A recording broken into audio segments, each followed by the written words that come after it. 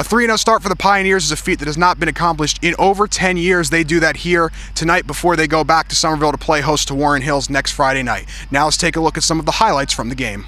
Voorhees quickly got on the board to open up the game, but not to be outdone on the kickoff right after that score. This is Nas deciding to run it back to the house. A 100-yard return for him, breaking a few tackles. He would get all the way downfield in for the score. And of course, this back and forth action would continue for these two teams. Right after Voorhees scores again, Somerville answers back. This time it's the other return man, Marcus Burnside, running it home. Special teams providing plenty of scoring so far, 14-13. Voorhees still on top. That would be the score right after this run. Now here we go on offense, 66-yard touchdown pass here from Nick Kuzi to Nas. That would be his second of the night because of course he runs it right down the sideline and in for the scores, 20-14, Somerville taking the lead. Just a few minutes now into the second, Kuzi throwing it up to Chris Ciampola, jumping sky high to rein that one in. That would be another score for them. And right before the half, Ciampola again with the field goal. That would make the score 30-14 at the half. With 9:30 to go here in the third, Nick Kuzi running it in from the 1-yard line for the score. 37-14 would be the score now for the remainder of the third quarter. Here we go now in the fourth quarter. This is now a fade pass into the end zone for Nas.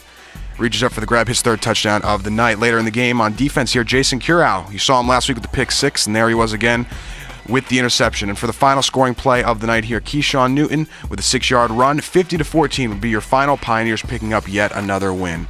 A full team win tonight for the Pioneers, getting great contributions on offense, defense, and special teams. Of course, the first two scoring plays for the Pioneers came courtesy of kickoff returns for touchdowns. After the game, we had a chance to catch up with some of the players, including Jason Curao, who had his second interception in the second straight week. I want to give my D-line a big shout out because they're the reason for all this. They always get pressure, make the quarterback throw the ball, and we make plays in the back.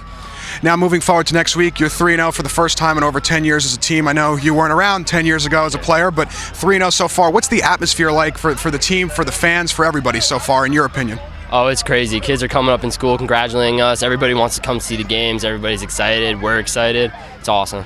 And if you had to say any improvement for next week, what do you want to focus on? Probably our tackling again. We let up a couple big plays today, so that's what we've been talking about all year. So. All right, Jason, thank you very much. Thank you. On offense and special teams, contributions came from Chris Ciampola, courtesy of course, the touchdown tonight, as well as the many field goals and point-afters that the Pioneers kicked. We caught up with him after the game as well. All right, Chris, 3 touchdowns so far this season, a 3-0 start. Threes are wild, even though you're wearing number 2. So could you have written the start of the season any better so far? No, we had a great summer, just work hard, and this is exactly what we wanted to do. We wanted to come out here every game and win. All right, Chris, thank you very much. Congratulations. Good game, Chris. 3-0 now, looking for win number 4. They will do that as they return home on Friday night to play Warren Hills. It'll be a 7 o'clock kickoff from Brooksfield. Hope to see you there. For SomervilleFootball.com, I'm David Rubin.